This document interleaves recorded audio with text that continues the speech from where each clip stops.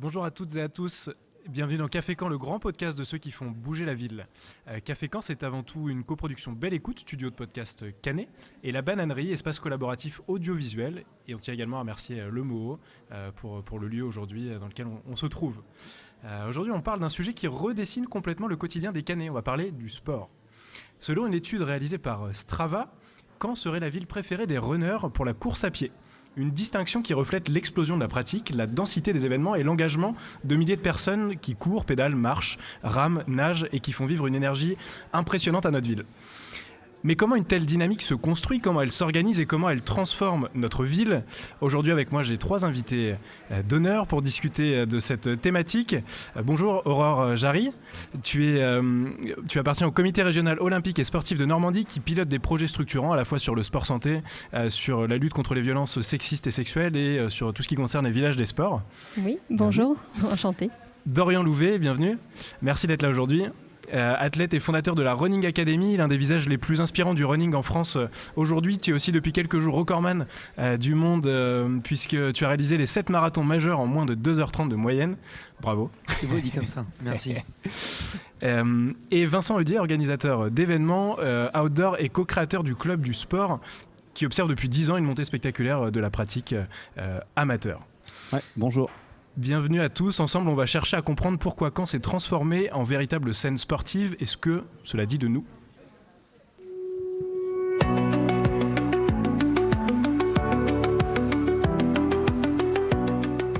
Une première question pour toi, Vincent, qui observe le terrain depuis des années. Comment est-ce que tu expliques cette explosion du sport, peut-être du running en particulier en ce qui te concerne, et de la pratique sportive de manière générale, en particulier à Caen ?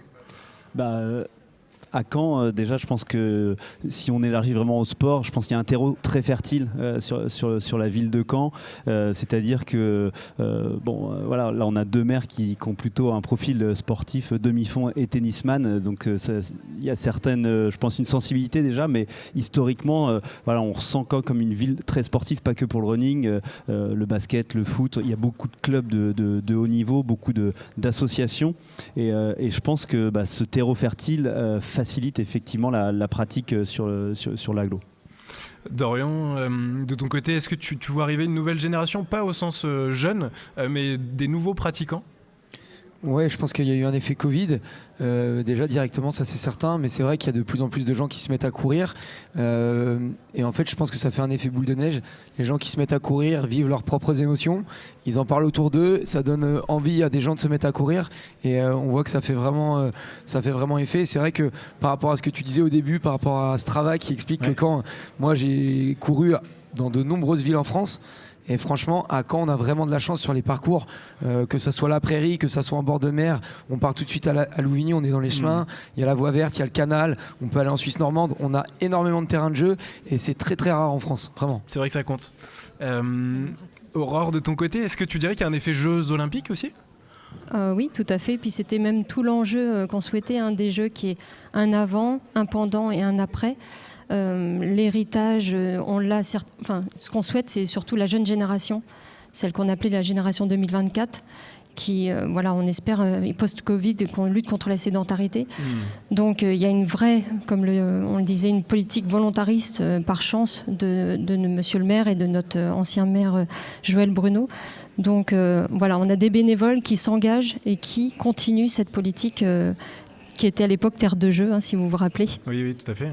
Alors l'héritage des Jeux Olympiques, il se ressent sur le nombre de licences. Est-ce qu'il y a des indicateurs qui permettent de le mesurer concrètement ? Oui, tout à fait. Post-JO, il y a certaines disciplines qui se démarquent. Par exemple, avec le tennis de table, forcément, avec les 2 frères qui ont amené un vrai engouement. Okay. Pour ne citer que. Mais effectivement, après, il faut voir en termes de contraintes d'équipement. L'escrime aussi, avec une médiatisation dans un lieu emblématique du patrimoine, qui était le Grand Palais. Donc, après, c'est aux charges, aux structures de trouver les créneaux et d'avoir l'équipement innovant et qui permette cet accueil. Et c'est tout l'enjeu. On va parler un petit peu du développement de la pratique amateur à Caen. Dorian, justement, tu as monté la Running Academy il y a 1 an et demi maintenant. Début 2024, pour être précis. Tu peux nous dire de quoi il s'agit ? Ouais, c'est tout simplement un accompagnement pour des athlètes. Alors quand je parle toujours d'un athlète à partir du moment où il se met à courir, mais en général c'est des athlètes amateurs qui veulent du coup se développer dans la course à pied, progresser. Et du coup nous on leur offre un accompagnement à distance avec un coach qui est là pour leur donner leur programme d'entraînement, leur dire à quelle vitesse aller, quand il faut ralentir, accélérer, pour pouvoir atteindre leurs propres objectifs. Ok, on ne peut pas ne pas aborder le sujet. Parle-nous ton record tout récent. Donc je le redis pour ceux qui n'auraient pas forcément entendu, tu as couru les marathons de Tokyo, Boston, Londres, Sydney, Berlin, Chicago et New York en moins de 2h30 de moyenne. C'était comment ? C'était dur. C'était cool. C'était une sacrée aventure humaine. À la base, quand j'ai monté le projet, je savais même pas qu'il y avait un record du monde qui existait. D'accord. Donc c'est vrai qu'on parle beaucoup de ce record du monde, mais il est presque un peu secondaire dans le projet. Il y a un documentaire qui sort d'ici une dizaine de jours, et je pense qu'à travers ce documentaire, on verra que on était avant tout là pour raconter une histoire, pour partager la passion du sport, de la course à pied et des émotions. Et effectivement, moi qui suis très compétiteur, le fait qu'il y ait ce record du monde, ça me forçait le matin à aller m'entraîner, et c'est ce qui m'a, on va dire, donné la grinta tout au long de l'année. Mais avant tout, c'était vraiment raconter une aventure humaine et voilà, découvrir le monde à travers la course à pied, parce qu'on a la chance avec ce sport, peu importe où on est, on n'a pas besoin d'infrastructures. Je pense que c'est pour ça qu'il y a aussi beaucoup de gens qui se mettent à courir. Oui. C'est qu'on prend une paire de baskets, et même si ça coûte de plus en plus cher, mais en attendant, on peut courir n'importe où, n'importe quand.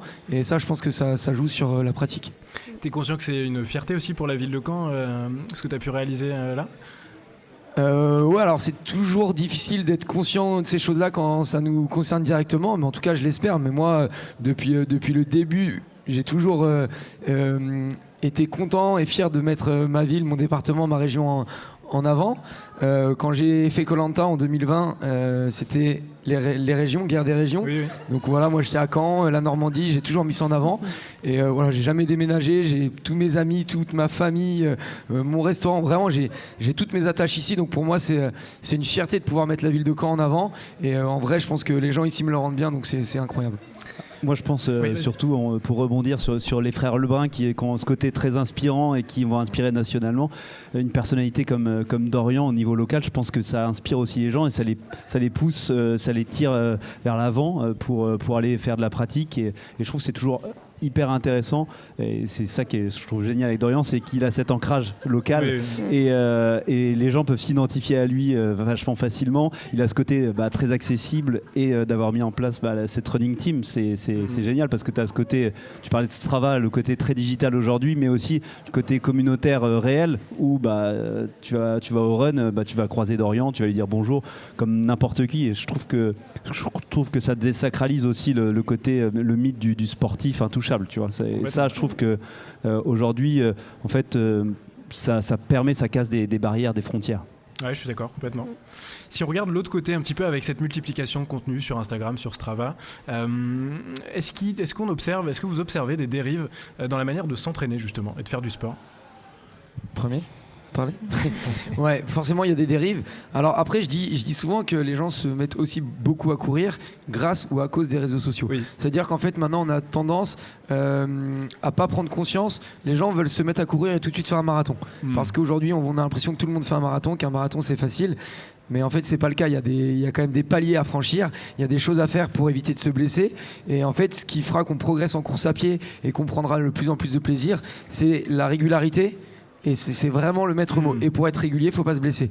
Donc effectivement, il faut quand même faire attention dans cette pratique-là où il y a des fondations à construire avant de vouloir franchir des étapes. Complètement, oui. Aurore ? Oui, il faut mettre des efforts dans l'engagement et non des efforts dans son action. Pas forcément se dire je dois aller vers quelque chose de plus haut, plus fort, mais d'ancrer déjà des temps d'activité physique réguliers. Voilà, que ce soit même 5-10 minutes de marche à pied et puis après faire du fractionné pour après amener une performance pour soi et non quelque chose qu'on souhaite montrer sur les réseaux sociaux. Ah, moi, je suis entièrement d'accord avec ce que vous dites. Effectivement, des fois, on a l'impression que les gens sont tirés pour avoir le maximum de kudo ou de choses comme ça. On voit effectivement des dérives de gens qui payent d'autres coureurs pour leur faire des performances. J'ai gagné beaucoup d'argent. et effectivement, nous, on le ressent aussi dans les événements. C'est quelque chose, on ressent qu'il y a beaucoup de demandes, vraiment énormément, et que les gens, des fois, ne sont pas forcément prêts. Ou ils se disent, j'ai déjà fait 10 km une fois, j'étais préparé, là, ça va passer tout seul. Et effectivement, il n'y a pas de corrélation des fois entre l'engagement qu'ils vont mettre dans leur course et leur préparation. Et nous, aujourd'hui, la majorité des personnes qui ont des problèmes sur nos courses, c'est des personnes qui sont sous-entraînées en fait et qui se mettent des défis beaucoup trop importants, quoi. Tu me le disais, ça arrive même sur des distances assez courtes finalement, 10 km. Ouais. C'est même là-dessus qu'il y a le plus de blessures potentiellement. Chez nous, c'est là où on a le plus d'interventions. Par exemple, c'est sur les plus petits formats maintenant. Okay. Alors qu'on pourrait se dire, ça doit être sur des longues distances, etc. Mais non, c'est effectivement ce manque de préparation. Effectivement, je pense qu'il y a des étapes à passer et il faut y aller step by step, quoi. Alors comment ? Oui, pardon. Aurore. Non, j'allais dire, c'est vrai qu'il y a une nouvelle tendance aussi qui se dessine et je crois que Dorian, c'est aussi ta prochaine étape sur tout ce qui est trail. Et le trail permet justement cet esprit sport de nature, prendre le temps, pas forcément avoir le chrono au bout. Mais voilà, il y a Quand ça bouge également qu'Execo organise, et dans cette démarche de proposer des trails nocturnes, voilà, d'être au plus proche de la nature et de ses sensations. Et là, je pense que c'est quelque chose sur lequel il faut qu'on parle et qu'on transmette d'autres messages que la simple performance sportive. Au-delà du format, comment est-ce qu'on fait pour remettre un peu de professionnalisme et un peu de... oui, c'est ça, de professionnalisme et d'entraînement un peu plus structuré, de structuration dans la pratique ? Qu'est-ce qu'on peut faire en fait ? En vrai, aujourd'hui, il y a plein de solutions, notamment avec l'IA maintenant, où on peut réussir à avoir un programme un peu sur mesure, des plans d'entraînement très rapidement. Après, c'est juste que l'IA va aller dans le sens où on veut aller. Donc, si on lui dit je suis fatigué, je veux pas courir, il va dire ok, va pas courir. Donc, c'est là où il faut faire attention. Mais en vrai, aujourd'hui, je pense qu'on a énormément de moyens pour s'informer, pour faire les choses correctement. Donc, avec Internet, on peut se renseigner très rapidement de savoir ce qu'il faut faire ou ne pas faire. Vincent, tu peux nous parler un petit peu de ce que vous faites chez Execo ? Moi, je pense qu'il y a le mot en fait qu'il faut avoir, je pense que c'est l'accompagnement aussi. Ça peut être par l'IA, mais je pense que quand tu rentres dans un club, tu as envie quoi finalement, c'est d'avoir un coach, d'avoir quelqu'un qui va te guider, parce que en fait tout seul, si tu t'écoutes, moi je m'écoute, je vais faire n'importe quoi en fait, et d'avoir quelqu'un qui va te guider, qui va te prendre par la main et qui va peut-être des fois te freiner, alors que tu te sens bien effectivement. Quand tu te prépares pour un marathon, forcément le jour du marathon tu vas arriver, t'es super bien, mais si tu pars à fond pleine balle, si on t'a pas dit calme-toi les 10 premiers kilomètres, parce que en fait sinon après tu vas avoir le mur, et ben tu peux être vite emporté, quoi. Et c'est tout cet accompagnement là qui est hyper important. Nous, quand on a créé le club du sport, c'est vraiment ça qu'on met en avant pour les dirigeants. C'est en fait, on va vous accompagner dans la pratique, pas pour de la performance, mais pour du bien-être. Et justement, ne pas être blessé, ça fait partie de ce bien-être. Ouais, complètement. On va prêcher pour la paroisse du mouvement sportif. C'est vrai qu'on représente le sport. Le sport, c'est un mouvement qui est encadré par des professionnels. Et c'est vrai que Caen, par exemple, a quand même un tissu associatif important avec 350 associations, si je me trompe. Donc voilà, vous savez que vous inscrivez en tant que licencié, vous avez en face de vous des encadrants, des professionnels qui ont un diplôme et qui pourront vous accompagner dans la pratique. C'est vrai que le running a quelque chose de simple, comme on le disait, et je suis la première à le faire, on met les baskets, on y va. Mais il faut quand même avoir une certaine base et avoir un passif pour se le permettre, je pense. Toi, Aurore, justement, tu pilotes le projet Sport Santé au niveau local, un dispositif qui est assez avancé au niveau national. Qu'est-ce qui, selon toi, a changé dans la manière dont les Canets envisagent le sport aujourd'hui ? Qu'est-ce que tu constates ? Alors, c'est vrai que le sport santé, on a de la chance, la ville de Caen a porté une vraie politique sur le dispositif Prescrit Sport. Donc, elle peut s'appuyer sur des structures que sont les maisons sport santé. Je vais citer par exemple le CHU et la ville de Caen aussi, la maison sport santé. Donc là, on peut accueillir des personnes aussi qui ont certaines pathologies chroniques. Donc il y a une ordonnance de possible, et là, on ouvre la porte de l'activité physique à toute personne souhaitant pratiquer. Et là, je fais un clin d'œil aussi au docteur Antoine Desvergers, qui est vraiment un pilier, un moteur, qui est le médecin du Cross Normandie. Okay. Voilà, il y a des actions qui sont mises en place comme Normandie-Sport contre le cancer. Voilà, la verticale, on en parlait tout à l'heure, qui est une initiative au sein du CHU. Donc voilà, on peut pratiquer facilement, quel que soit son état de santé. Est-ce que dans ces conditions-là, on peut dire que le sport est presque là plus pour faire office de prévention que de performance ? Voilà, l'un et l'autre en fait doivent vivre en parallèle. Ouais. Il faut en fait avoir des ambassadeurs comme Dorian qui donnent l'envie, qui nous donnent envie d'aller plus loin. Et en même temps, de se garder en tête qu'on est là pour du bien-être, de la santé. C'est de l'activité physique et sportive. Donc l'un ne va pas forcément sans l'autre. Ouais, mais c'est surtout que moi je trouve que le mot performance, il a trop été assimilé à l'élite. Ouais.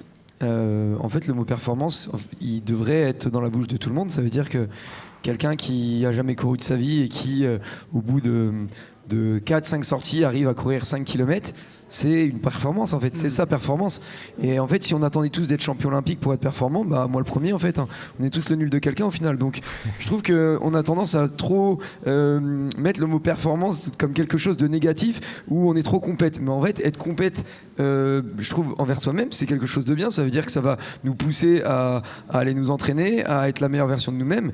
Et la meilleure version de nous-mêmes, c'est peut-être juste courir un 10 km en 1 heure. Oui. Et c'est ok en fait. Donc en vrai, le sport santé, la performance, je pense que c'est juste aussi une sensation de bien-être. Le running, on dit souvent que les premières sorties sont assez difficiles et qu'il faut 21 jours pour qu'une contrainte devienne une routine. Ok. Et je pense que c'est réel. Ça veut dire que même moi, quand je fais une coupure et que je reprends, en fait, j'ai pas envie, j'ai un peu mal partout, je suis essoufflé, c'est Pour lancer la difficile. machine. Et à un moment donné, en fait, on se sent tout de suite beaucoup mieux et on arrive à atteindre un peu cet état de flow où on se dit qu'on a fait une sortie sans souffrir. Et là, du coup, bah, c'est quelque chose d'assez incroyable, en fait. Notre enjeu, en tout cas, c'est de changer aussi la sémantique, parce que quand on parle de sport, les gens pensent tout de suite à quelque chose de dur, de difficile, pensent performance. Non, derrière ça, il y a de l'activité physique. Et c'est un engagement, comme on le disait, qu'on doit mettre pour soi. C'est un rendez-vous avec soi qu'il faut mettre dans son agenda, comme on va au travail ou comme on doit s'occuper de ses enfants. Voilà, c'est le message en tout cas de prévention. Oui, Vincent, vas-y. Et moi, tu vois, sur le territoire, pour revenir sur le territoire, ce que je trouve vraiment intéressant, c'est qu'en fait, quelle que soit la pratique que tu veux faire ou ce que tu veux faire, tu as un écosystème en fait. Aujourd'hui, à Caen, on parle de sport adapté par exemple. Tu vas trouver une solution. Tu veux faire de la performance, tu vas au CAC. Enfin, tu vois, tu as vraiment un panel d'activités possibles qui est extraordinaire. Et nous, sur les événements concret, on essaye aussi d'avoir ce rendu-là, c'est-à-dire que tu vas avoir un 7 km marche jusqu'à, tu vas faire pourquoi pas de l'ultra ou des choses comme ça, tu vois. Et finalement, je trouve que c'est ça qu'offre aussi la ville de Caen. Tu peux choisir le sport que tu veux, la façon dont tu vas le faire, et en fait, c'est quand même une richesse, quoi. Ouais. Pour revenir justement un petit peu sur ce que vous proposez, donc des chefs d'entreprise qui viennent faire du sport avec Execo Communication, est-ce que tu dirais que prendre soin de soi, c'est aussi prendre soin de son entreprise? Tu constates ça un petit peu?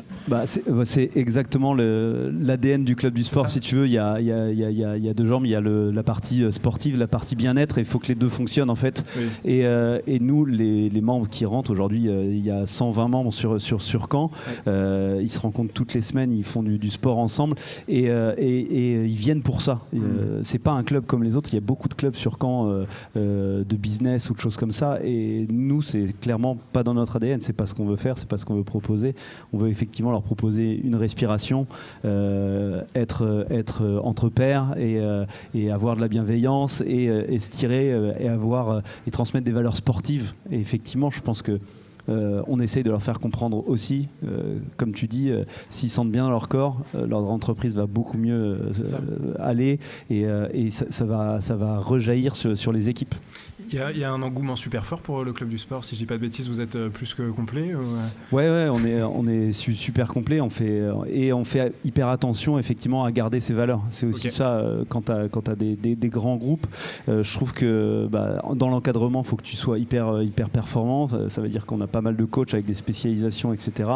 Et dans l'accompagnement, encore une fois, on est quelque part un peu dans l'hyper personnalisation et on va prendre vachement soin des gens sur le côté sportif, mais aussi psychologique. On va faire intervenir des spécialistes qui vont venir sur le sommeil, sur la nutrition, sur plein de sujets.